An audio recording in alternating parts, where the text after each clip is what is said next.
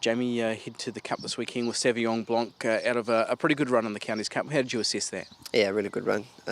Just didn't have a lot of luck from a bad barrier, and she's got a little bit of a habit of being a little bit slow away. So when you want to ride her a little bit quiet, then you end up sort of riding her further back than where you initially wanted to be. But hopefully we can draw a gate and be a little bit closer this coming weekend, and we can take some of that bad luck out of the equation. Okay, what's she done here at Matamata this morning? She just worked on her own. She does enough on her own. Troy rode her on the plough. She worked over sort of 1400.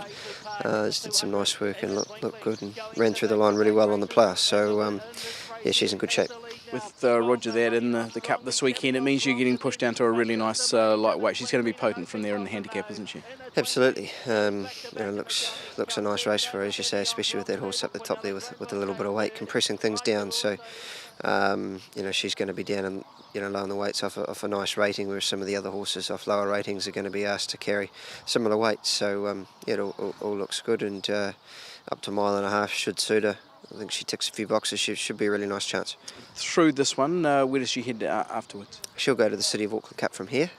She ran second in that race last year, and that's sort of been the program. We're just playing around with her early in the spring, trying to just get her a bit fit without getting too many rating points, and up and trip, on top of the ground, she's found her form and looks really good.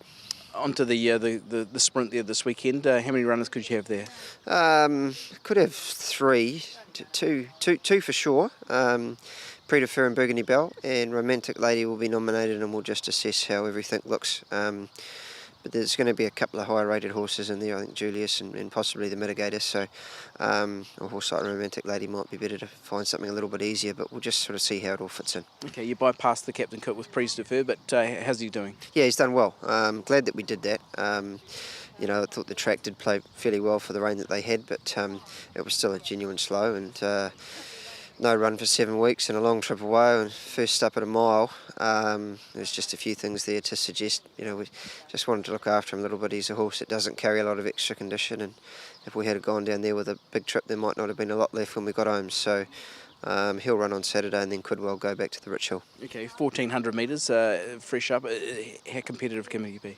He's probably going to find it a touch short, but he did run very well in a Foxbridge, and over 1200 at the same course. So he's worked nicely here this morning, worked over 1,000. I hope he was pleased with him, and he does appear to be coming along well. Okay, Burgundy Bell, she'll come in on the minimum by the looks of things. How's she doing? Yeah, she's doing well. She doesn't appear to be, we know that she's not as good right-handed, so hence we're running here over the 1400, which is probably just far enough for us. She races a touch keen at 1400. She draws a gate down there. She's got to be a nice each way chance with no weight on her back. What's she done this morning? She worked over 1,000.